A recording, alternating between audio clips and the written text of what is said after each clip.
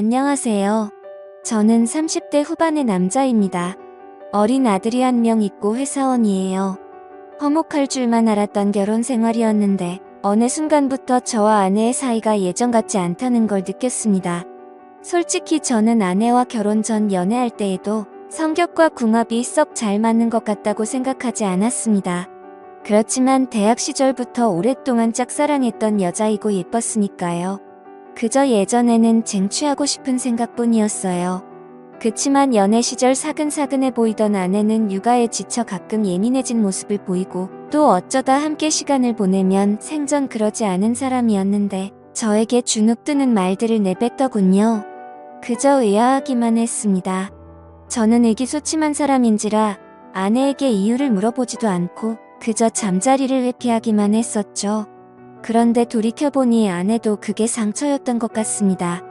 소심한 저와 마찬가지로 아내도 말이 없는 사람이고 생각이 많은지라 저에게 말을 걸지 않더라고요.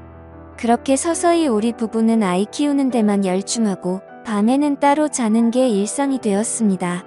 그때까지만 해도 설마 했습니다.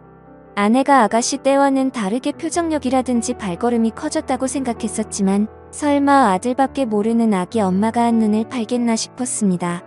그런데 웬걸요? 저의 크나큰 오산이었습니다. 한두 달쯤 지났을 때였을 거예요.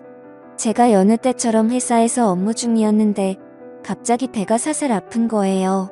그런데 직장 동료 몇 명도 저와 같은 증상을 보였고 점점 심해진 복통으로 우리들은 병원에 갔습니다. 진찰을 받아보니 의사가 식중독이라고 하더라고요.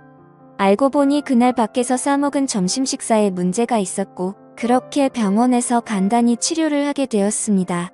기운이 다 빠진 상태에서 좀 쉬다가 집에 가려고 아내에게 전화를 걸려고 했는데 그날 딸아 핸드폰이 방전됐길래 그냥 빨리 집에 들어가서 쉬고 싶어서 바로 집으로 향했습니다.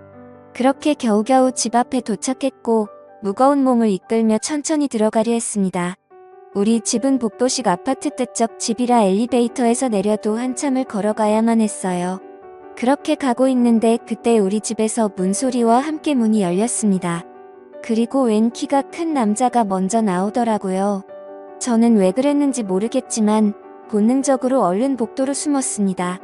그리고 조용히 지켜보았습니다. 그 남자 뒤에는 제 아내가 따라 나왔고 주변을 살피더니 둘이서 재빠르게 뽀뽀를 하고 포옹을 하더라고요. 그리고 인사를 하더군요. 그 모습을 보자 뭔가 머릿속을 스치면서 손이 부들부들 떨리고 화가 치밀어 올랐습니다. 머릿속이 하얘졌지만 침착함을 유지했습니다. 일단 뭔 일인지 스스로 알아봐야 될 것 같았어요. 그 남자가 엘리베이터를 타고 내려가서 차 타는 법까지 지켜본 후 저는 제 차로 갔습니다.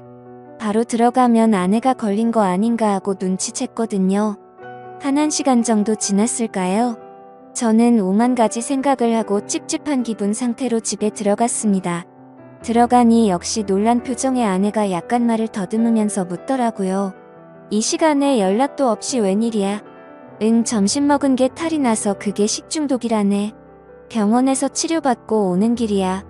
여보, 그럴 거면 연락을 줘야지. 다음에는 연락부터 해. 나 깜짝 놀라잖아. 알았지? 아니, 당신은 내가 아픈 것보다 연락 안 하고 들어와서 놀란 본인이 더 중요해. 너무하는 거 아니야. 애정이 없어져도 그렇지.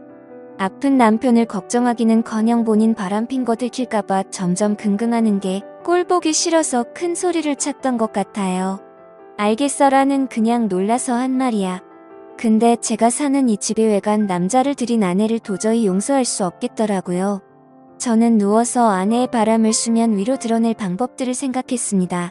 일단 아내의 핸드폰과 아내의 블랙박스를 통해 증거를 모아야 했어요. 제일 먼저 떠오른 게 핸드폰인데 아파서 냄새에 예민하니까 화장실 청소를 좀 해달라고 했습니다. 아내는 평소 같으면 표정이 안 좋았을 텐데 아까 저에게 좀 미안했는지 바로 알았다고 하더군요. 아내가 화장실 청소를 하는 사이 저는 얼른 아내의 핸드폰을 열어보았습니다. 보니까 비밀번호로 잠겨 있더라고요. 순간 멍해졌지만 아이 생일을 입력하니 바로 되더군요. 허술하게 잠금해놓은 덕분에 저는 적나라한 아내의 일탈을 엿볼 수 있었습니다. 대화창을 열어보았는데 아주 가관도 아니더군요. 아까 그 남자와 나눈 대화에서 저급한 내용들이 너저분히 있었고 제 아내가 맞나 싶을 정도였어요. 이건 뭐 대화 내용과 관심사가 오로지 그것에 관한 것뿐이더군요. 그리고 얼마나 만족한 남자인지 아내가 그 칭찬을 자꾸 했더라고요. 순간 더 화가 났습니다. 그런데 충격은 거기서 그치지 않았네요. 보니까 10살이나 어린 20대 남자와의 대화 내용도 있는 거였습니다. 2명의 남자를 만나고 다니는 거였네요. 그리고 그 어린 남자와도 은밀한 대화를 나눈 게 보였는데 심지어는 사진까지 주고받은 거였습니다. 또 다시 손이 바들바들 떨렸어요. 그리고 그 어린 남자의 사진도 보았는데 나이만 어렸지 아주 저와 비교했을 때 제가 기가 죽을 정도로 체격이 커 보이더군요. 일단 모든 걸 사진으로 증거를 남긴 후 모른 척하고 누웠습니다. 다음 날에는 퇴근하자마자 아내의 자동차 안에 블랙박스도 확인해 보았어요. 보니까 두 남자와 자주 만나는 시간대 그리고 자주 가는 장소들을 알 수 있겠더라고요. 어느 평일 점심시간 저는 회사 점심시간에 조금 일찍 나와서 집 앞 주차장에서 몰래 대기를 하고 있었어요. 얼마 지나지 않아 제 예상과 맞게 아내가 차를 타러 나왔습니다. 다른 남자 만나러 갈 때 설레어 보이는 아내를 보니 비참함이 몰려왔습니다. 그렇게 몰래 뒤따라갔고 아내가 마침 한 오피스텔로 들어가더군요. 얼른 따라 들어갔고 아내가 엘리베이터에서 몇 층에 내리는지 몰래 지켜봤습니다. 6층이더군요. 조금 뒤 올라갔는데 호수가 많아서 어디로 들어갔는지 알 수가 없더라고요. 그런데 현관 밖으로부터 아내의 목소리가 들리는 곳이 있더군요. 어디라고 말하지 않아도 금세 알 수 있었네요.